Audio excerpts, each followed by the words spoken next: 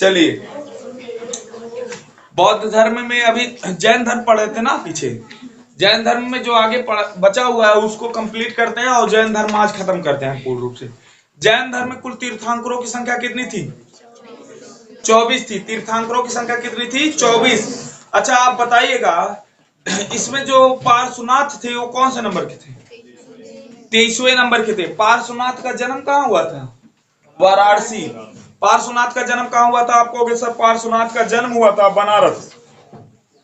24 तीर्थंकर का नाम कोई बता सकता है खड़े खड़े? हाँ, पहले कौन है? ऋषभ देव। Very good. पहले कौन है? ऋषभ देव। दूसरे कौन है? अजीतनाथ। तीसरे कौन है? शंभुनाथ। चौथे अभिनंदन। ठीक है, चौथे कौन है? अभिनंदन। सर 2400 नहीं याद रखना है, 2400 याद करेंगे हैंग मार जाएंगे। ठीक है, तो आप पहला, दूसरा, तीसरा दिमाग बैठा ही लीजिएगा। सर जो तीर्थंकर हैं, पहले तो तीन तीर्थंकर का नाम शुरू में। ठीक है, तीर्थंकर है जो, ठीक है, आप कहोगे प्रथम कौन थे सर? ऋषभ देव।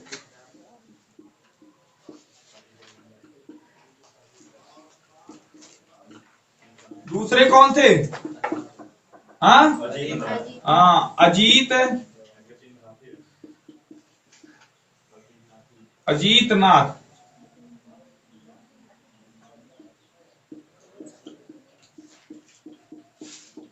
तीसरे कौन थे? शंभुनाथ।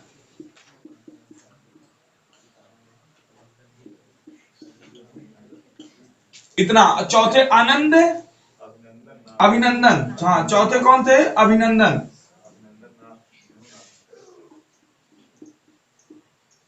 सर 4 में से 4 ना याद रख पाइएगा, 2 3 याद रख लीजिएगा बहुत है। अब लास्ट में चले जाइएगा। ठीक है, 19वें कौन थे? हाँ, 19 नंबर के थे मल्लीनाथ।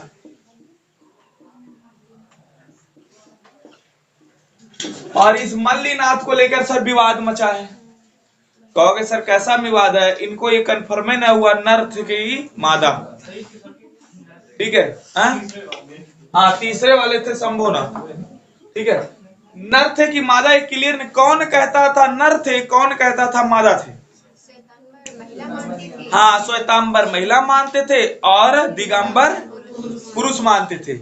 इनका मानना था, क्योंकि दोनों में दो मत थी। दिगंबर जो है वो महिलाओं को सपोर्ट नहीं किया करते थे। श्वेतांबर जो है, जो वस्त्र पहनते थे, वो महिलाओं को सपोर्ट किया करते थे। उन्होंने कहा कि जब हमारे 19वें नंबर की तीर्थंकर ही महिला थी तो कैसे हम माने कि महिला को नहीं माना करते थे कौन? महात्मा महावीर स्वामी। बात समझ में? कैसे हम माने? इसको लेके डाउट था सर, मल्लीनाथ को लेकर। 19वां के बाद आपसे पूछा जाएगा 22वां अरिष्ट नेमी। 22 नंबर के कौन थे? आपको अरिष्ट नेमी। कौन थे? अरिष्ट नेमी 22 नंबर के थे, अरिष्ट नेमी। और आपको बता दें, इन अरिष्ट नेमी को सर कहा जाता था कि क्या थे? किसके भाई थे? भगवान श्री कृष्ण के भ्राताश्री थे। कौन थे ये? माना जाता है ऐसा कि भगवान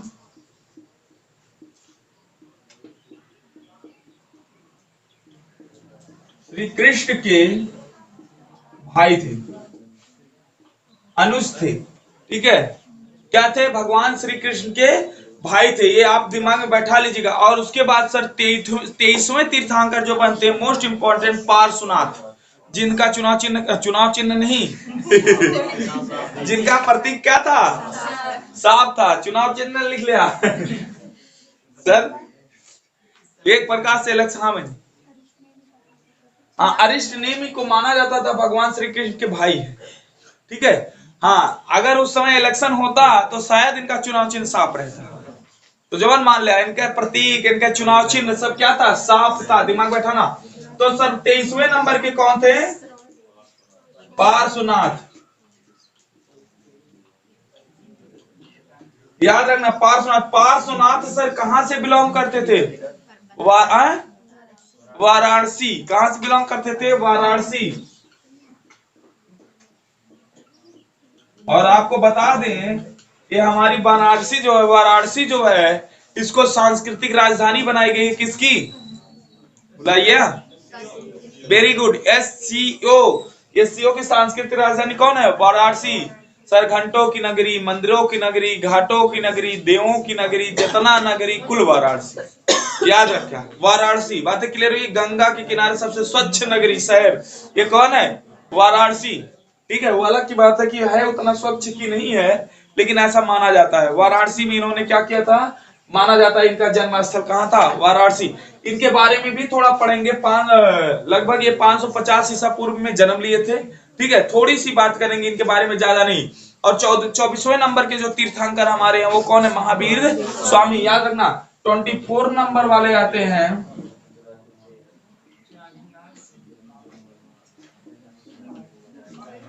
स्वामी, बतियाओ ना, जिनके बारे में आपको सब कुछ पता है। महावीर स्वामी का जन्म कब हुआ था, 540 में हुआ था। ठीक है, हाँ, ये सारी चीजें इनके बारे में आपको पता है। एक पुत्री थी, एक पत्नी थी, एक माता थी, एक पिता थे। ठीक है, श्री कृष्ण भगवान की एक माता और दो माता दो पिता थे, सबको पता है ना। ठीक है, लेकिन इनके एक माता और एक पिता, एक पत्नी, एक पुत्र थे, पुत्री थी। पुत्र की तो प्राप्ति ही नहीं हुई थी इनको। बात समझ में आया। पत्नी का नाम था त्रिशला और माता का नाम था, ओ पत्नी का नाम था यशोदा। यशोधरा और माता का नाम था त्रिशला। त्रिशला इनकी माता जो थी किसके राज दरबार में रहती थी, यानी कि किसकी बहन थी, लिच्छवी, नरेश की बहन थी ना, राजा लिच्छवी। ठीक है, लिच्छवी राज के राजा चेतक की क्या थी, बहन थी। याद रखना इस बात को। कौन, इनकी माता। तो क्या आप कह सकते हैं ये जो है छोटे खानदान से आते थे, नहीं सर। लेकिन देखिए कितनी महान आत्मा थी सर, समाज सुधारक का काम करना शुरू कर दिया इन्होंने अपने ज्ञान इंद्रियों पे क्या रख लिया, बस में रख लिया। और सर जब जो अपने इंद्रियों को बस में कर लिया वही बाल ब्रह्मचारी होता, ओरिजिनल, जो अपने इंद्रियों को बस में कर लिया। आपने इस समय एक बाबा का नाम सुना है, जो वहां के बाबा हैं, जो सबका बताते हैं कौन बीमारी हो गई बिना देखे बिना जाने, बागेश्वर धाम वाले। उन्होंने भी अपने ज्ञान इंद्रियों पे क्या किया है, बस में किया है। सबके बस की बात नहीं सर, बड़ी कठिन तपस्या होती है।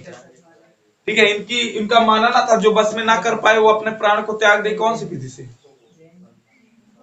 प्राण को किस विधि से त्यागे, संलेखना विधि से त्यागे था, दोबारा जन्म नहीं होगा। मानना था औरत को कभी मोक्ष की प्राप्ति हो ही नहीं सकती। जान लीजिए क्यों नहीं हो सकती। औरत एक जन्म में खूब प्रयास करे सर, खूब प्रयास करे पेट के पेपर की तरह, तब वो पेट का पेपर पास करेगी, यानी कि उस जन्म में फिर अगला जन्म आएगा, यानी कि जिसको लेखपाल की भर्ती कहते हैं। ठीक है, तब जाके कहीं नौकरी मिलेगी, यानी कि मोक्ष की प्राप्ति होगी। अब पुरुषों के लिए कहा गया ना सर, एक जन्म में आओ और सीधा लेखपाल में बैठो, नौकरी पाओ, चले जाओ। ठीक है, यही सर प्रक्रिया थी। यानी कि मोक्ष की प्राप्ति की बात जो इसमें हुई, औरतों के बारे में नहीं कहा गया। कहा गया औरत एक जन्म में प्रयास करे, अच्छे कर्म करे, अगले जन्म में पुरुष का जन्म ले, फिर अच्छे कर्म करे, तब मोक्ष की प्राप्ति हो। यानी कि डायरेक्ट पेपर में नहीं बैठ पाएगी, पहले टेट पास करे तब सुपर टेट पास करे। और पुरुषों के लिए कहा गया सीधा सुपर टेट पास करे और मास्टर हो जाए। बस यही साफ साफ बात बोली गई है, तो सर अलग नहीं करना है। चलिएगा, आ जाइए थोड़ी सी बात कर लेते। महावीर बात की हो गई, 23वें नंबर के पार्श्वनाथ जी की बात कर लेते थोड़ी सी।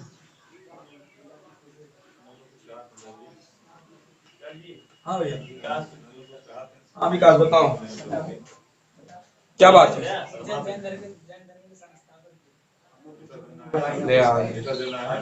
कहाँ पढ़त रहे शुरू से,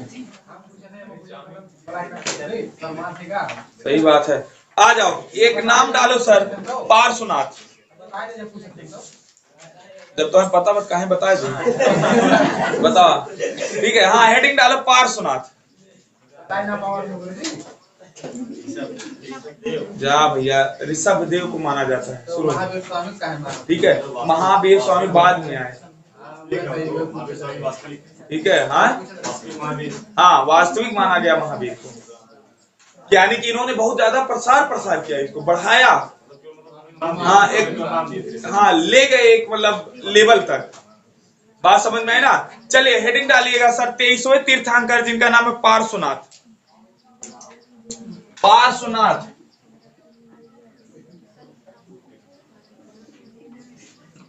सर, ये भी थोड़ी टाइम के लिए इंपॉर्टेंट है। पार्श्वनाथ। कौन से तीर्थंकर हैं आप कहोगे सर 23 नंबर के 23वें तीर्थंकर हैं। अगर सर इनका चुनाव चिन्ह पूछा जाए क्या है, यानी कि इनका प्रतीक, हाँ चुनाव चिन्ह है, ये प्रतीक क्या था सर? कीरा, सुने हो? हाँ सांप क्या था? धामी ना रही, किंग कोबरा था, सांप। हाँ कुछ पकड़ तो लोग घुमावत है ना होकर। हाँ ये तो आप पता है, इतना वीर तो है क्या तो पिता का नाम था इनके अश्वसेन, ठीक है, काशी के राजा थे ये। पिता कौन थे सर? पिता का नाम था अश्वसेन।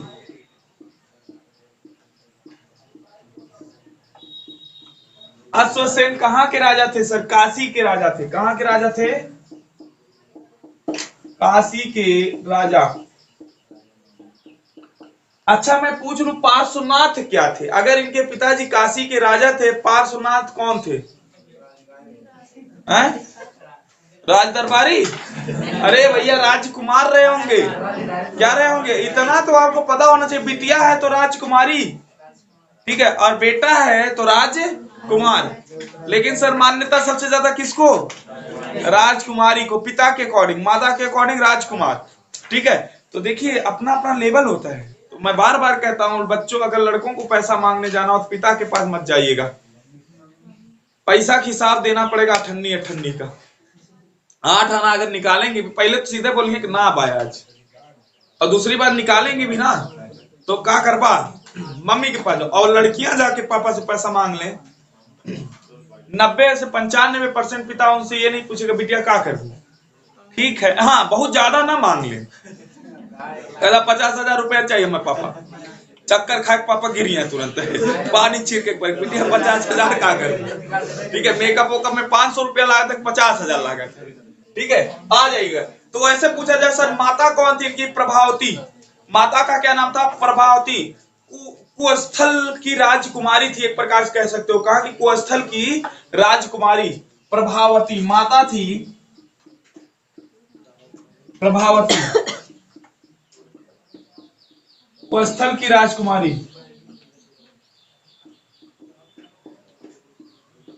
राजकुमारी।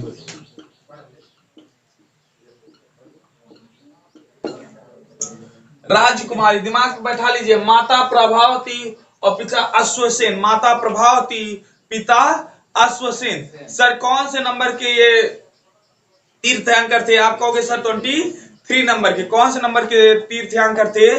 23 नंबर के। हाँ इतना याद रखना पार्श्वनाथ। अगला चीज पूछा जाए, जैन ग्रंथों में पार्श्वनाथ को क्या कहा जाता है?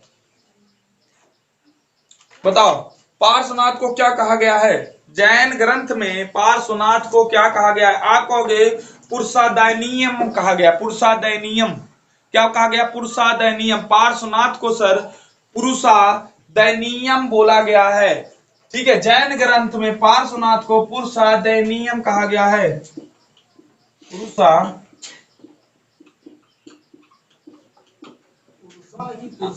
पुरुषादयनीयम कहा गया है, याद रखना, पुरुषादयनीयम कहा गया है। पार्श्वनाथ को पुरुषादयनीयम कहा गया है, ठीक है। और इनके अनुयायी को सर क्या कहा जाता था? निग्रंथ। क्या कहा जाता? निर्ग्रंथ। इनके अनुयायी को सर नाम दिया जाता था निर्ग्रंथ। अनुयायी जो थे उनको क्या कहा जाता था? निर्ग्रंथ।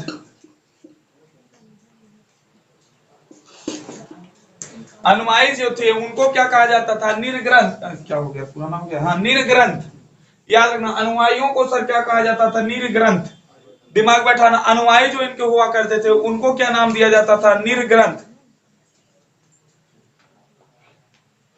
ठीक है, निर्ग्रंथ।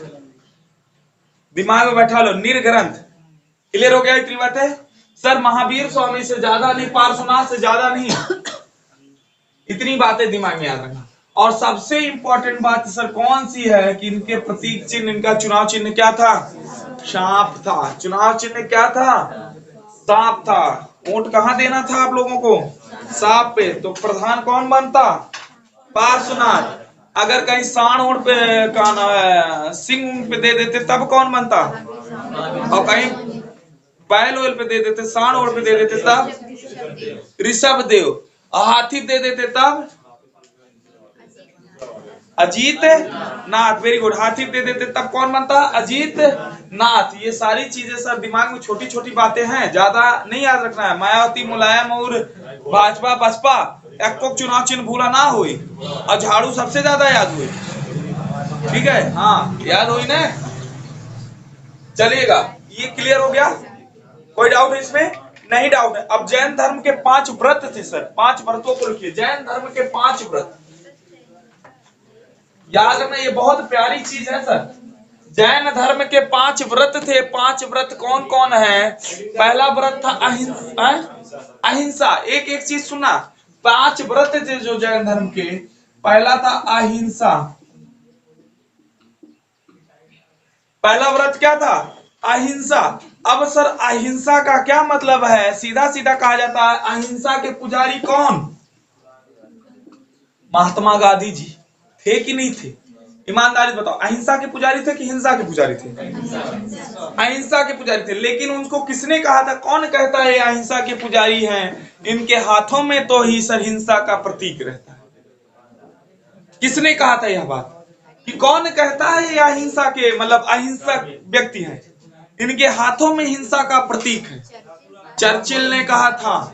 ठीक है, जब द्वितीय गोलमेज सम्मेलन जाते नंगा नग्न फकीर जब देखता है, कहता यही है लीडर भारत का, ये तो नग्न फकीर व्यक्ति है। और कौन कहता है ये हिंसा अहिंसा के पुजारी है? हिंसात्मक चीज तो इनके हाथों, क्योंकि लाठी लेके चलते थे ना, लाठिया लेके नहीं चलते थे। जब कैमरा सामने नहीं रहता भांज भी देते थे आसपास के लोगों के ऊपर। याद रखना, गांधी जी ने सर बिना डंडा उठाए आजाद करवा दिया था देश को, लेकिन इसके पीछे बहुत हाथ थे। वो कहते नहीं है कि एक छोर पे विराट कोहली टिके हुए थे, दूसरे छोर से सूर्य कुमार यादव और क्या तमाम नाम आते हुए अलग अलग शॉट खेल के आउट होते जाते रहे। वही थे महात्मा गांधी, भारत का एक पक्ष संभाल के रखे थे। हाँ, और एक तरफ जो है लोग क्या करते थे? धड़ाधड़ युद्ध करते थे, फांसी चढ़ते थे, गोली मार खाते थे, मरते जाते थे सर। अहिंसा फैलाए रखते थे, हिंसा फैलाए रखते थे। लेकिन एक तरफ इनको पता था हमारा डटा रहना जरूरी है। तो अहिंसा का अर्थ क्या होता है सर? हिंसा नहीं करनी चाहिए। क्या मतलब था इसका? उन्होंने बोला हिंसा नहीं करनी चाहिए।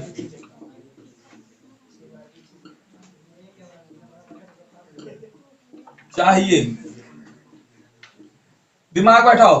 पहला प्रतीक था सर था हिंसा, अहिंसा, जिसमें कहा गया हिंसा नहीं करनी चाहिए। दूसरा था सत्य या अमृषा। सत्य अमृषा, दिमाग में बैठाना। सत्य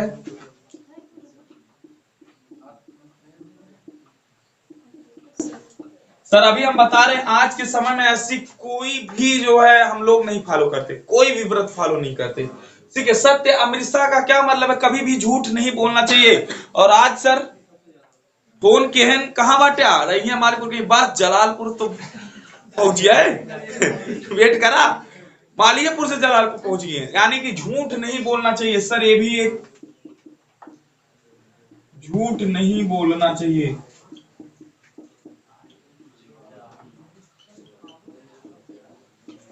झूठ नहीं बोलना चाहिए। लेकिन इन दोनों में से क्या है आज कोई फॉलो किया जा रहा है?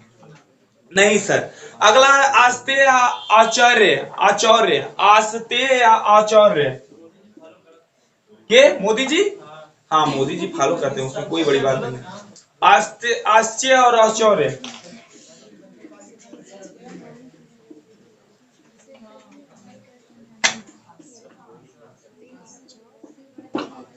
आस्ते आचार्य, दिमाग बैठाना। आस्ते आबलिक आचार्य, इसका क्या मतलब है सर? साफ साफ कहा गया चोरी नहीं करनी चाहिए। कोई ऐसा व्यक्ति नहीं है जिसने कभी ना कभी कुछ ना कुछ चुराया ना।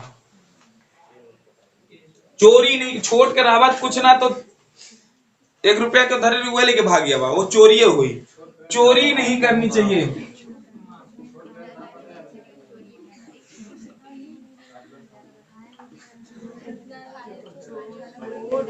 सर इस चोरी से तो भगवान श्री कृष्ण नहीं बच पाए जो भगवान थे।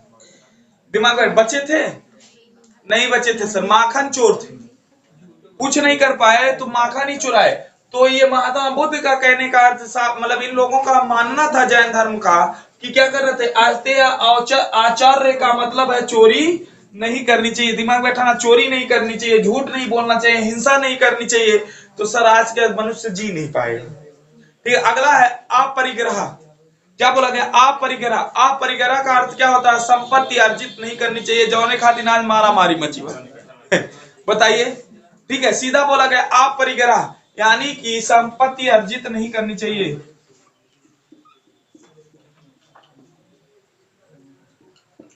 संपत्ति अर्जित नहीं करनी चाहिए।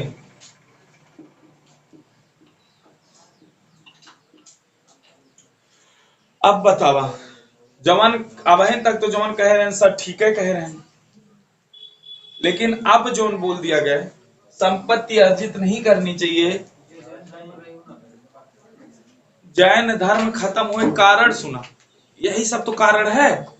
सर कहा हिंसा नहीं करनी चाहिए, ऐसा कौन है कहो का जो ने एक अंगूर मेरी काटा खेती देखा, सर वो फरुआ उठा के मार दिए मुड़िए कटिए तो रियल बताओ दे, अरे नहीं क्या यही हुई थी, एक अंगूर मेरी ट्रैक्टरवा लेके आया भगाए चढ़ा दिया ऊपर। अब बताओ आपके यहाँ की घटना है, जो भी हो ट्रैक्टर चढ़ा दिया, बताओ अच्छी खासी जिंदगी बर्बाद। ठीक है, एक अंगूर मेरी बात है, लेकिन उसी एक अंगूर में पूरे टाली भर भर के गेहूं धान लोग पैदा कर लेते हैं, वो कटी है जरूर। बात समझ में आई ना? अब तो रोटावेटर वही चलावा काट देते मन जरूरत है ना, सिटाग मार दा खाली, तो सर ये संभव ही नहीं है। दूसरी चीज बोला गया सर झूठ नहीं बोलना चाहिए, यानी कि सत्य, सत्य बोलिए। ठीक है, अमृता बोलिए, झूठ ना बोलो, सर ये पॉसिबिलिटी है ही नहीं। हर पांचवी बात में 2 बात झूठ कन्फर्म है आज के समय में। ठीक है, तीसरा आस्ते आचौर्य, जो चोरी नहीं करनी चाहिए, ये कुछ हद तक जो आप निभा सकते हैं सर, चोरी करने से रोक सकते हैं। ठीक है, बचपना बचपना होता है, ये जो बड़ा हो जाता है इंसान अलग की बात होती है, लेकिन ये शब्द जो बोला गया अपरिग्रह, अपरिग्रह, सर अपरिग्रह ये शब्द साफ साफ कोई फॉलो नहीं कर पाएगा। संपत्ति अर्जित नहीं करने की बात बोली गई, जो संपत्ति उस तरह अर्जित नहीं कर पाता वो सर चन्न चन्न बजा के ले लेता है, पैसा लेगा जरूर। आपने देखा एक वीडियो कहता मैं अंधा हूं, पैसा उसमें रखा गया, एक व्यक्ति आया जब पैसा निकालने लगा तो उसको दिखने लगा भाई पैसा निकाल रहा हमारा। तो तरीके हैं अपने अपने धन अर्जित करने के, लेकिन इसमें बोला गया धन को अर्जित मत कीजिए। ठीक है, बस खाने जितना मतलब रखिए। अगर पूरा समाज खाने जितना मतलब रखने लगे तो क्या दिक्कत है, गरीबी दूर हो जाएगी, लेकिन नहीं, बैंक बैलेंस होना चाहिए। ये 4 जैन धर्म के थे, लेकिन 5वां एक व्यक्ति आते हैं जिनका नाम क्या था? हाँ, पार्श्वनाथ। ठीक है, 4 ने पार्श्वनाथ ने 4 जो थे पार्श्वनाथ साहब। ठीक है, फिर एक आते हैं जो 5वां ब्रह्मचर्य जोड़ते हैं, ये चारों किसके थे? पार्श्वनाथ के। दिमाग में ये बात बैठा लेना, कहीं ऐसा ना हो कि यही ना पता रहे किसके हैं, पार्श्वनाथ के। लेकिन फिर महावीर स्वामी आते हैं, जो मैंने बार बार आपको बताया कि एक चीज वो कहते थे कि औरतों से दूर रहो। किससे दूर रहो? औरतों से, यानी कि ब्रह्मचर्य जो जोड़ दिया वो कौन आके जोड़ दिए? महावीर स्वामी। ब्रह्मचर्य किसने जोड़ा आके? महावीर स्वामी ने।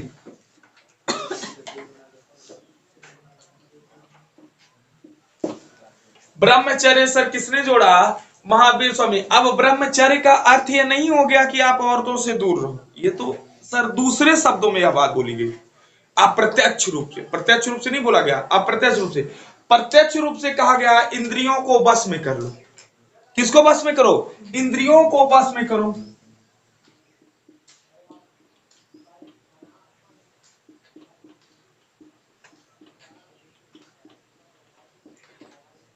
करना, दिमाग बैठा, इंद्रियों को बस में करना। अब एक चीज हमें ये नहीं समझ में आती, इन लोगों की जो सोच थी हमें बताना, खुद तो ब्याह कह लें,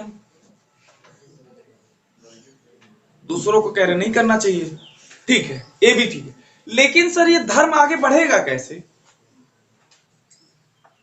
जब इसको फॉलो करने वाले ही उस चीज को नहीं फॉलो कर रहे हैं? तो उस धर्म आगे बढ़ने के चांस हैं? कोई चांस नहीं है सर।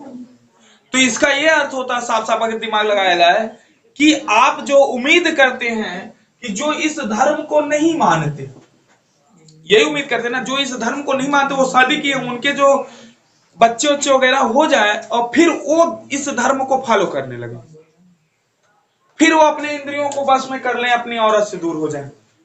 ठीक है सर? हाँ, कोई अर्थ था इसका? यही सारी चीजें हमें लगता है जैन धर्म को समाप्त करने में एक महत्वपूर्ण योगदान निभाई।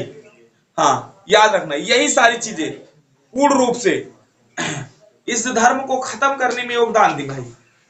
सर, संपत्ति अर्जित नहीं करना। संपत्ति तो एक ऐसी चीज है बिना अर्जित के कोई नहीं रह सकता। रह सकता है? नहीं रह सकता। बातें क्लियर हो गई ना? चलेगा, अगले पॉइंट पे आ जाइएगा। जैन साहित्य।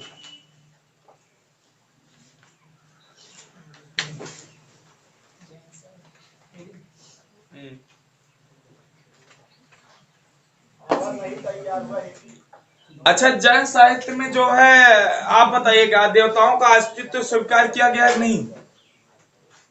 जल्दी बताइए, जैन साहित्य में देवताओं का अस्तित्व स्वीकार किया गया है नहीं? किया गया है। देवताओं का अस्तित्व स्वीकार किया गया, लेकिन उनको जिन के नीचे रखा गया है।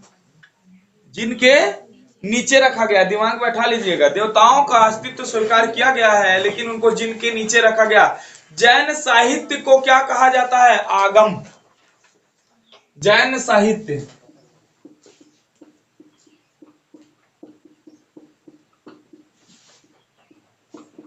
सर, इनको क्या कहा गया? आगम।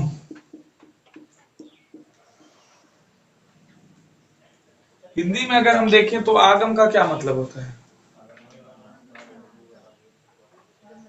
जिसके आने का, हाँ, मतलब एहसास हो या प्रतीत हो। हाँ जिसके आने का गम हो, आगम। आज के समय में सर ये गलत नहीं है। ठीक है, हाँ सर, स्वाभाविक सी बात है, आप कह सकते हो। हाँ, जो आगम था, इसमें सर कितने अंग थे? आपको के 12 अंग थे, 12 ही उपांग थे। और उपांगों की रचना सर कहाँ हुई थी? दूसरी वाले जैन संगीति में ना। हाँ, तो याद रखना, 12 अंग, 12 उपांग,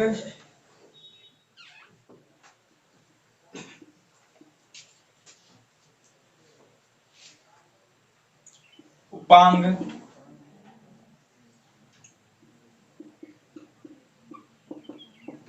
12 अंग, 12, ये 12 अंगों की कहां लिखी गई थी, रचना हुई थी? भद्रभाव ने कहा किया था? पहले बहुत संगीत में, दूसरे वाले में 12 उपांग लिखे गए, उप अंग लिखे गए। उपांग ऐसे लिख लीजिएगा, उपांग,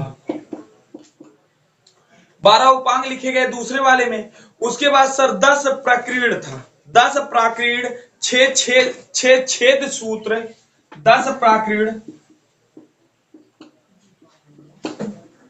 6 छेद सूत्र। हाँ, याद रखना, 6 छेद सूत्र थे। अगला पूछा जाएगा, 4 मूल सूत्र थे, एक नदी सूत्र था। 4 मूल सूत्र, एक नदी सूत्र। अच्छा, नदी के बारे में कहीं जो है आप बताइएगा, उसमें भी वर्णन हुआ है मंडल में किसी? कौन से सूत्र का मंडल हुआ? नदी सूत्र का वर्णन हुआ ना, कौन से मंडल में? 10वें मंडल। किसके 10वें मंडल में? ऋग्वेद के। कौन से मंडल में? 10वें मंडल में। और सर एक अनुयोग द्वार था, एक अनुयोग द्वार, एक अनुयोग द्वार,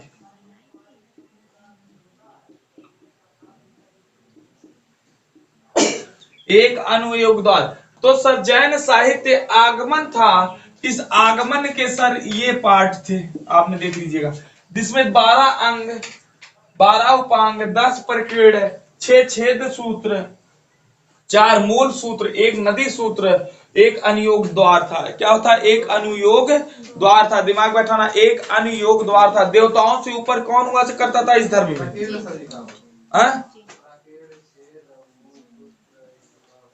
ये सर एक प्रकार से आप वो देखे हैं, जैसे मतलब चैप्टर में जो आपका दोहा चौपाई वगैरह बांटा गया था, उसी प्रकार से ये भी लिखा गया है। ठीक है, आप पढ़िएगा कभी, किताब उताब तो पढ़ते नहीं, जो बुकें लिखी जाती है ना आपको मंगा के पढ़नी चाहिए सर। आपको महाभारत पढ़ना चाहिए, रामायण पढ़ना, ना आए उम्र में महाभारत रामायण पढ़ के का हुए। अरे वो ना पढ़ो तो चेतन भगत की बुक मंगा लो। ठीक है, मर्डर वर्डर इतना बढ़िया बढ़िया बुक लिखते हैं वो। ठीक है, ये अरेंज मर्डर, ठीक है, ये और इतनी अच्छी अच्छी बुकें हैं, मंगवा के पढ़िए सर, मजा आएगा। ठीक है, उनके कहानियां बन जाती हैं, फिल्में बन जाती हैं उनके बुक पे। लेकिन कभी मंगवाएंगे क्यों? मंगवा लेंगे, पढ़ लेंगे, ज्यादा मजा आएगा। कभी आपने अष्टाध्यायी अध्याय पढ़ा? काहे पढ़ोगे? सिर्फ हमें किससे मतलब है, हम कहूं सरकारी नौकरी पाइए बस, दुनिया भाड़ में जाए कौनो मतलब ना। मंगवा के पढ़िए कभी। हाँ चलिए, जैन धर्म से उल्लेखित ज्ञान सर उन्होंने, हाँ कौन सी, हम बहुत सारी बुकें पढ़े हैं और पढ़ते भी हैं। ठीक है, अब हर चीज देखिए, विश्वास ही बहुत प्रबल होता है। ठीक है, जो नई बुक आए मंगवा लीजिए आप मार्केट से, और एक मंगवाइए, खुद एक साल पढ़ेंगे आप बैठ के। हमें पता है रामायण महाभारत इतने जल्दी नहीं पढ़ के खत्म कर देंगे, वो उन्हीं लोगों के बस की बात है इतने जल्दी खत्म कर देना बैठ के। और हम कह रहे हैं कि जिस दिन आप ये सब पढ़ लेंगे बुकें, आप सर बहुत महान हो जाएंगे, ज्ञान बहुत अप लेवल का हो जाएगा, याद रखना। हाँ चलिएगा, क्या हुई ज्ञान, चलिएगा हेडिंग डालिएगा, जैन धर्म में उल्लिखित ज्ञान। जैन धर्म में उल्लिखित ज्ञान, जैन धर्म में उल्लिखित ज्ञान, पहला है सर मति।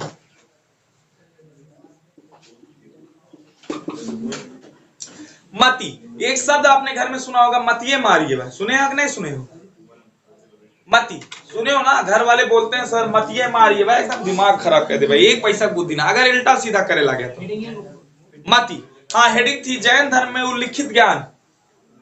उल्लिखित ज्ञान, मति मार गई। मति मारने का मतलब यहाँ सर मति से क्या अर्थ था? मति से अर्थ था इंद्रिया जनित ज्ञान। इंद्रिय जनित ज्ञान, आपको ज्ञान होना चाहिए। मति मार गई है, मति मारने का मतलब आपका ज्ञान खत्म हो गया है। इंद्रिय जनित ज्ञान, जनित ज्ञान याद रखना, यानी कि आपकी मति है तो आपके अंदर इंद्रिय जनित ज्ञान है। श्रुति, श्रुति क्या है सर? श्रवण ज्ञान। श्रुति,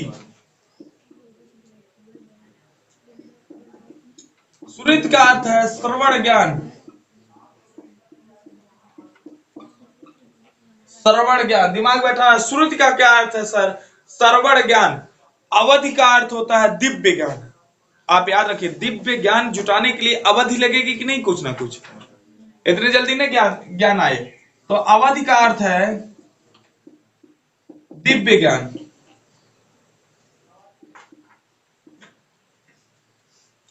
दिव्य ज्ञान याद रखना, यानी कि टाइम लगेगी तो आपको दिव्य दृष्टि जागेगी आपके अंदर, दिव्य का ज्ञान प्राप्ति होगा। श्रुति मतलब होता है श्रवण ज्ञान। और मति कहते हैं जड़मति, करत करत अभ्यास ते जड़मति होती सुधान सुजान, रसरी आवाज जात है शिल्पे पड़त निशान। जड़मति यानी कि आपकी जो बुद्धि है, आपकी जो इंद्रियां हैं, वो क्या हो जाती है? विकसित हो जाती है।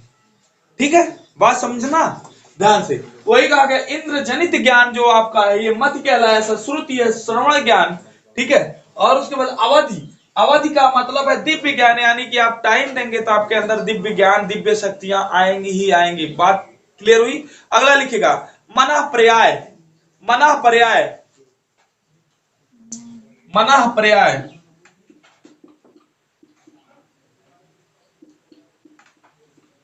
मनः पर्याय। आप एक चीज बताइएगा सर, आपने एक लड़की का इस समय यूट्यूब पे बड़ी सारी वीडियो देख रहे होंगे, ठीक है, जो आपके मन की बातें आपको बता देती है, देखा ना? ना देखा, सर्च करके देखा? ठीक है, देख रहे हैं ना? आप क्या सोच रहे हैं सर, आपको बता देगी वो। ठीक है, विश्वास नहीं हो रहा देखिएगा। ठीक है, सीधा बताती है आप कौन कौन सी डिजीज छोड़ रहे हो, डिजिट को लिख देती है, नंबर को लिख देती है। आप अपना डेट ऑफ बर्थ क्या सोच रहे हैं सर, उस डेट ऑफ बर्थ को लिख देती है। आप अपने एक्स गर्लफ्रेंड का नाम क्या है, क्या सोच रहे हैं सर, वो बता देती है। बॉयफ्रेंड का नाम क्या बता देती, मतलब भंडाफोड़। भंडाफोड़ सही बता रहे हैं, क्या है भंडाफोड़ है। बात समझना, दिमाग से बैठाना बात को। सर रीजन हस्बैंड उसका कैसे रहेगा वो तो वही जाने, ठीक है। हाँ तो यही कहा गया मना पर्याय। मना मतलब देख लीजिए, मन, पर्याय मतलब पढ़ लेना, यानी कि अन्य व्यक्तियों के मस्तिष्क का ज्ञान रखने वाला व्यक्ति कहलाता था मना पर्याय।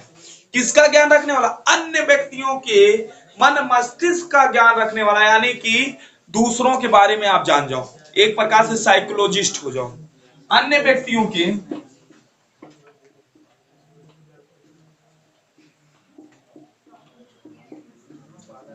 के मन मस्तिष्क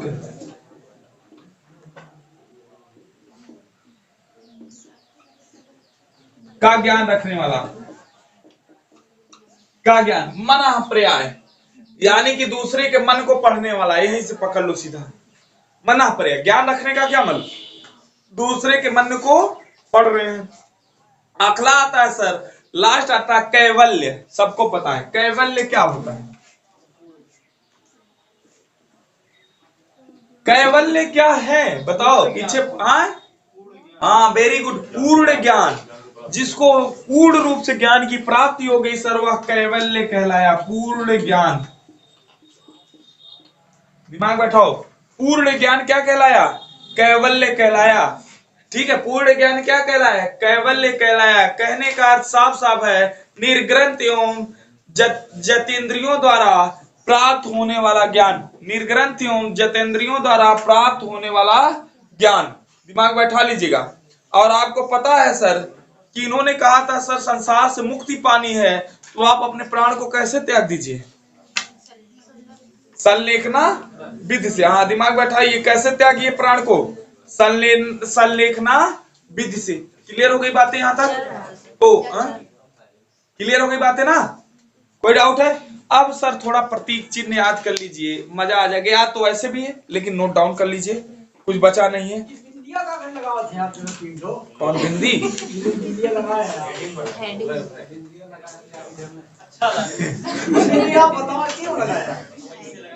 ये का अर्थ है कि सर इसके बारे में यहां आपको समझाया गया है।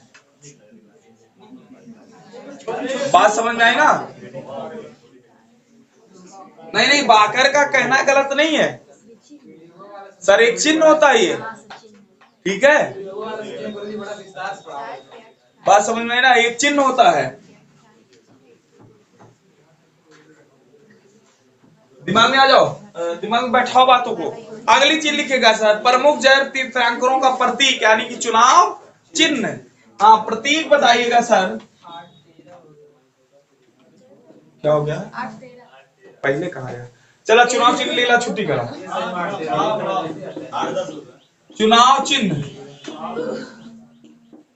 हाँ दिमाग बैठाओ। चुनाव चिन्ह प्रतीक क्या था सर, अगर मैं कह दूं इलेक्शन में सर ऋषभ देव खड़े हो गए तो किस पे लड़ेंगे, साढ़े पे।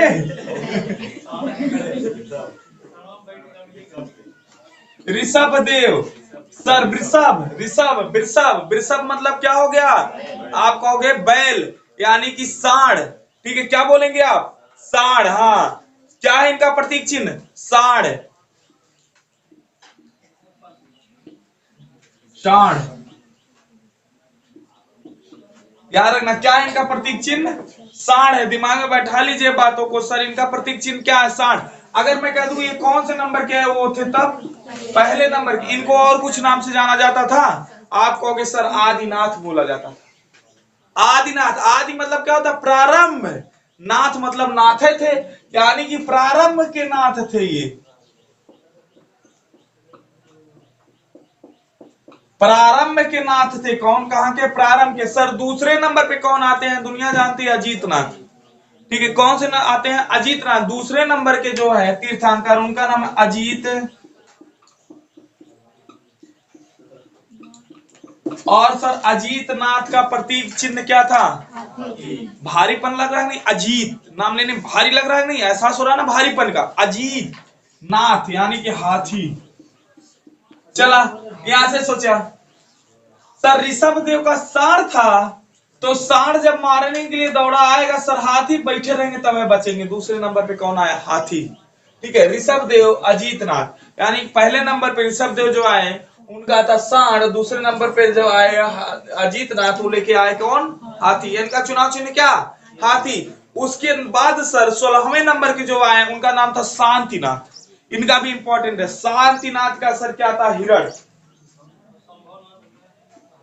16वें नंबर के शांतिनाथ, जो इंपॉर्टेंट है उन्हीं को लिखो, शांतिनाथ।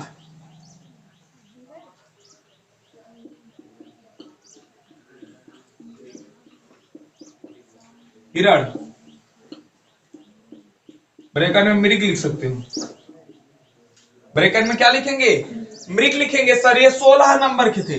अब 16 नंबर के बाद सर मात्र दो इंपॉर्टेंट है, एक 23वां, दूसरे 24वां। इन्हीं से भर भर के क्वेश्चन पूछा जाता है। 23 नंबर के पार्श्वनाथ। पार्श्वनाथ का क्या है? कीरा। चुनाव चिन्ह कीरा। सांप क्या है? किरण लिख लिया पूरे। सांप है, क्या है? सांप। कीरा लिख लिया? हीरा नहीं, सांप। अब देखिए पार्श्व, अगर थोड़ा सा स्पर्श कर जाए सांप सर तो बताइएगा हमें। पार्श्व, पार्श्व से स्पर्श जैसी फीलिंग आ रही नहीं, थोड़ा सा सांप स्पर्श कर जाए, थोड़ा सा, ठीक है, फिर तो है नाथों ना बचा पाए। रियलिटी बता रहे, काट ले अच्छे से, ठीक है, स्पर्श कर जाए तो बोले नाथों ना बचा पाए, याद रखें। बात समझ रहे ना? तो पार्श्वनाथ सर क्या है? स्पर्श। लेकिन लास्ट में जो आए महावीर स्वामी सर, उनकी एंट्री कैसी थी? शेरों की तरह थी। कैसी एंट्री थी? शेर की तरह थी, दहाड़ते हुए आए। तो महावीर स्वामी जो 24वें नंबर के आए, महावीर स्वामी,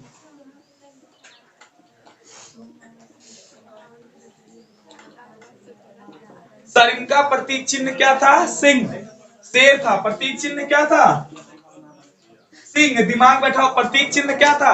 सिंह, यानी कि शेर। यानी कि महावीर स्वामी कैसे आए थे? दहाड़ते हुए आए थे। कैसे आए थे? दहाड़ते हुए, सिंह की तरह एंट्री हुई सर, और सारे तीर्थंकरों को पीछे छोड़ दिया। ठीक है, क्या किया? सारे तीर्थंकरों को पीछे छोड़ दिया। आपका जैन धर्म समाप्त। अगली क्लास में बौद्ध धर्म स्टार्ट होगा। बातें क्लियर हो गई? बस मेहनत से पढ़ाई करते रहिए, कुछ बचेगा नहीं।